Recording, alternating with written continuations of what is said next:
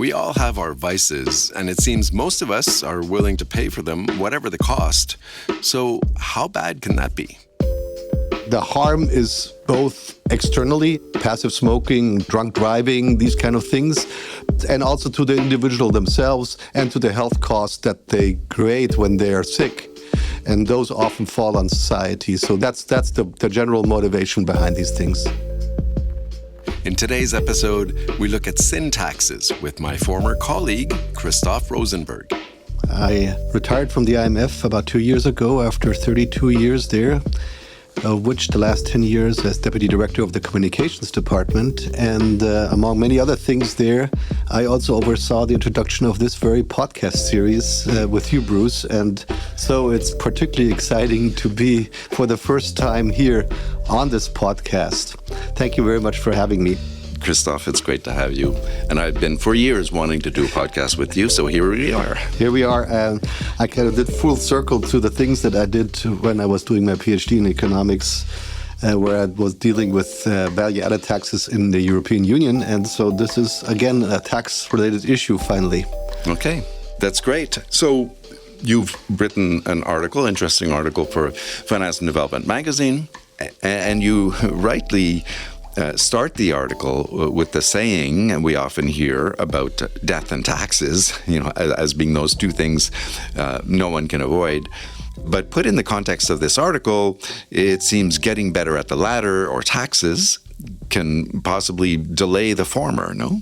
Yes. So how does that work? Yeah, well, obviously it was a play of words of old Benjamin Franklin. I'm very sure that old Ben did not think of taxes as a way to curtail the smoking of tobacco in the clay pipes they had, or of drinking brandy. Okay. But it is true that taxes have become one of several pieces in the toolkit to address the health impact of what we typically call sin products. Right. And, for simplicity here, it's just the three: tobacco, alcohol, and sugar. So as we know, there has been a lot of effort over the last few years to reduce the consumption of these products through regulation. I think societal changes have also played a role, and there's certainly a more consciousness in this area. Yeah. And taxes play a role in this as well. But to what extent do taxes play a role in it? I mean, how much taxes do countries generally make from these sin taxes? So actually not a whole lot. No. Maybe 1% of GDP, maybe a little more. So it, of course, does not compare at all to the income taxes or the value-added taxes that most countries use for their revenue purposes. But they have been an old favorite of governments. Actually, you can go back to 2400 before Christ, where the Egyptians imposed a tax on beer. But these taxes have always been imposed because it was very easy to collect taxes at the source from these kind of products. And that's why they also have persevered for a long time. And yet people can continue to drink and smoke. What do we know about the effectiveness of these taxes when it comes to changing people's behaviors? It's very difficult to establish the causality. As I mentioned, there's also regulations, smoking bans, age limits. So there are these societal trends. But just looking at the numbers, I think it's not far-fetched to think that, for example, in the area of tobacco, which is the one that is most of these sin taxes, the one that is most used, there has been some effect. If you look, the tax on a pack of cigarettes has massively increased over the last decades, and the degree of smoking has massively declined. The smoking prevalence has declined from about over 30% to globally to now 20%. In the US, it used to be around 40%. 40% of people used to smoke in the US in the 60s, and now for the first time it seems to be below 10%. So I think it's reasonable to assume that taxes have played a role in changing people's behaviors, in contributing to the change in people's behavior.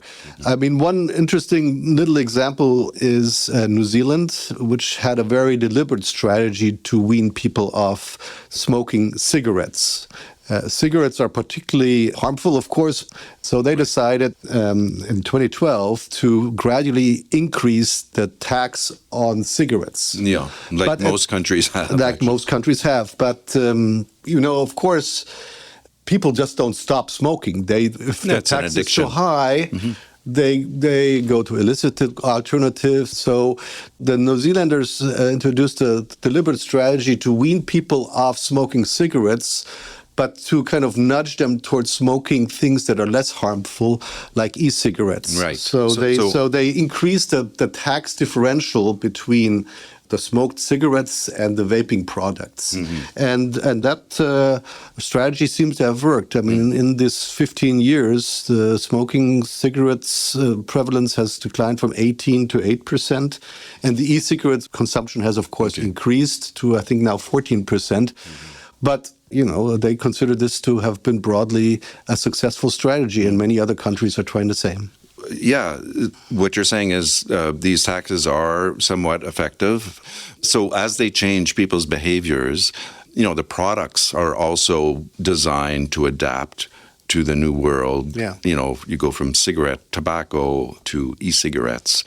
How, like in terms of tax policy, would they have made more money on tobacco than they are on e-cigarettes, for example? Yeah, well, abstracting from the revenue perspective, which I'm sure we'll get to, I think that the general principle that we certainly advocate in the article that I wrote with my co-author Marius van Oort is that the taxation of products should be proportional to the harm they cause. Okay.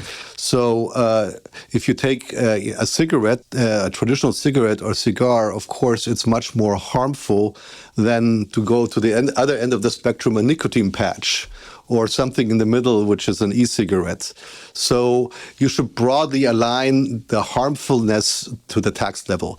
The difficulty is that the harmfulness is not that easy to exactly determine. Of course, there are a lot of medical studies. You can measure the toxicant that's in something, but the harmfulness also depends on how you consume it. I mean, how often do you smoke, or how deeply do you inhale, or for these new products that don't burn the tobacco but only heat it, that apparently is less harmful. So you have to calibrate the tax to what we know, and that's not super exact science. But I think the general principle holds: the higher the harm, or the presumed harm, the higher the tax. So is it really about revenues, or is it more about governments trying to improve the health of its citizenry? Well, as I mentioned, in earlier days, it was always the revenue perspective. Right. And, you can see that from many different examples. One I particularly like is from my own country, Germany, which introduced in 1902 a tax on sparkling wine to finance the buildup of the Imperial Navy. Wow. And this tax exists until today. It shows you that once these taxes are in place, they stay, because they're a very convenient revenue source. There are usually not that many producers of these products. You can tax them at the source. They're an easy tax base in that sense. But over the last few years, thanks also to the WHO and others, there's been much more consciousness that these are also a way of steering people away from unhealthy behaviors. And there certainly is a lot of, budget revenue potential, especially for developing countries, as now, aid budgets are drying up. But, as you can tell, I mean, there is an inherent conflict between these two goals. The more you dissuade people from smoking something, the less taxes you get in. So you have to calibrate your taxes to achieve both of those objectives. So you touched upon this a little earlier, but if you heavily tax these products, smokers and drinkers will find them in other countries or on the black market. So is there any data that suggests that sin taxes increase illicit trade of these products? Yeah, I think there's ample evidence, and that has been established over many, many, many years, because obviously people will find other ways, and the higher the tax, the more the incentive to do so is. For example, when Finland in 2004 lowered its alcohol tax, the sales of alcoholic products in its neighboring regions to Sweden, where the tax was still high, increased by 150%. Right. And there are some studies, more recent studies, I think, from the EU that show that the cross-border alcohol purchases are 1.4 billion liters. Wow. That's a tax loss of 4 billion. So clearly, this is going on, and not only in the EU where there are no border controls, but anywhere. And of course, police action or border action to stop this can help. But ultimately, what will address it is if the tax rates across countries are similar. So in terms of what is taxed and what isn't, your article brings up some interesting examples of how dysfunctional these tax schemes can sometimes become, especially when it comes to taxing locally produced products at a much lower rate, regardless of how harmful they are. And your examples are beer in South Africa and cigarettes in India. Walk us through that. How does that work? Yeah, no, I think, as I said, one principle should be you should tax according to the harm generated by the product. Right. Another is that you shouldn't leave any products out. And that kind of thing does happen a lot, and this happens especially in developing countries out of tradition. I mentioned the bidis in India. Yeah. Everybody knows those made from tobacco leaves. They're taxed much, much lower than regular cigarettes. And yet very harmful. Right? Yes, and very harmful. Or my favorite example is khat, which is this tobacco leaf that people chew in Ethiopia, which is really harmful in many different ways. And it's not taxed at all.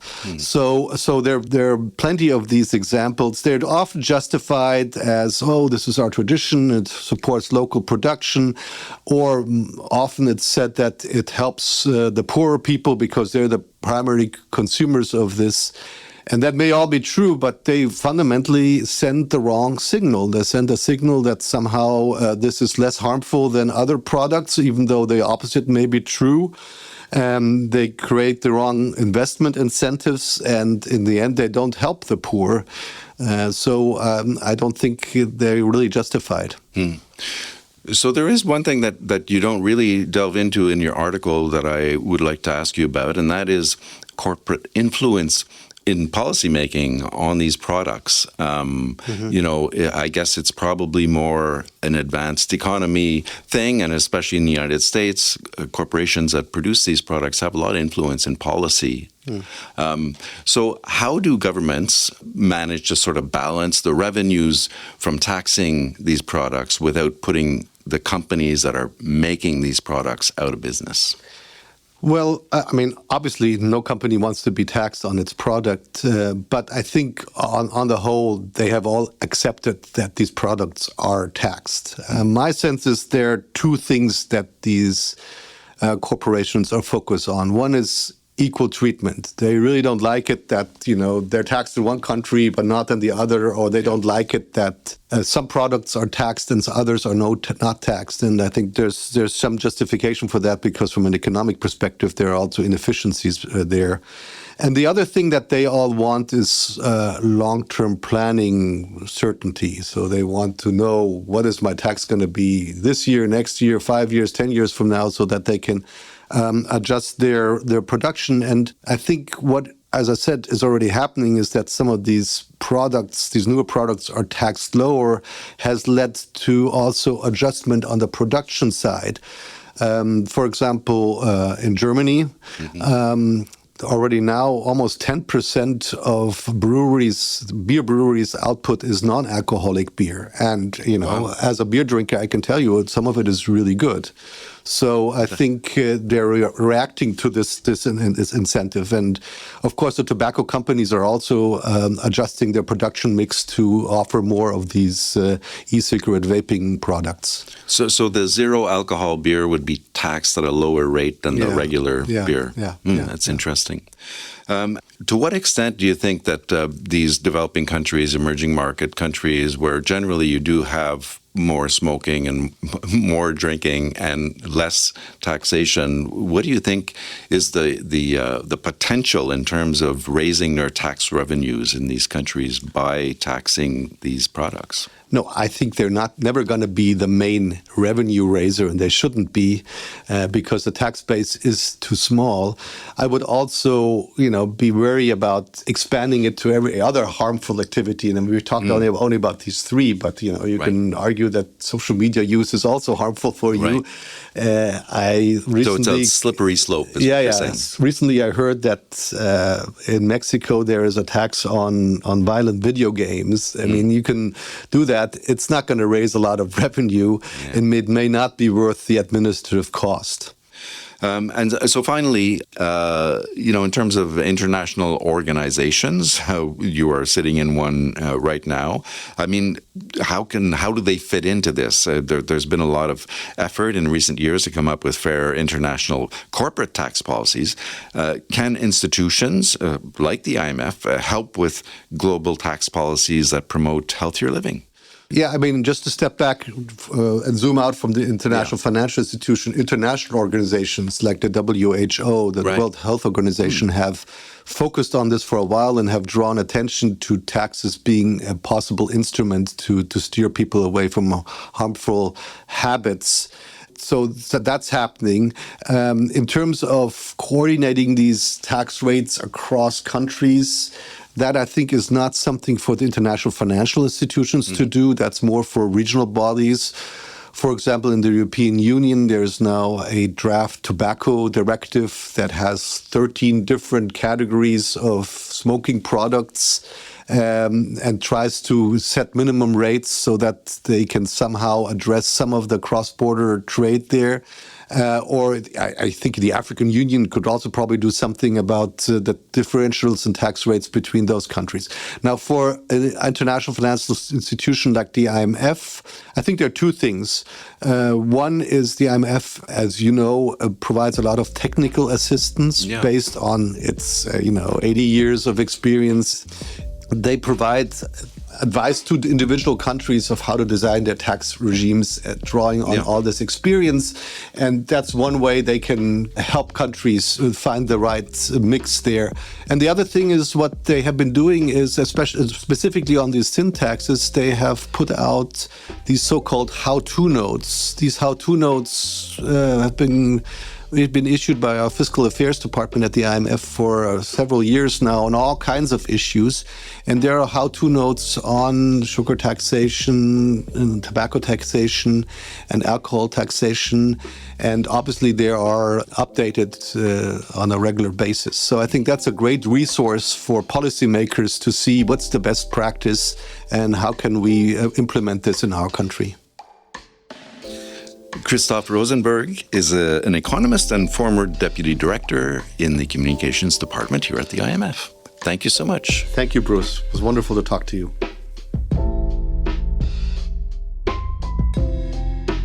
Look for Christoph Rosenberg and Marius van Oort's article, Taxing Harmful Habits, in the March issue of Finance and Development magazine. Go to imf.org/F&D. And look for other IMF podcasts on Apple Podcasts, YouTube, or wherever you listen. You can also follow us on X. Our handle is @IMF_podcast. I'm Bruce Edwards. Thanks for listening.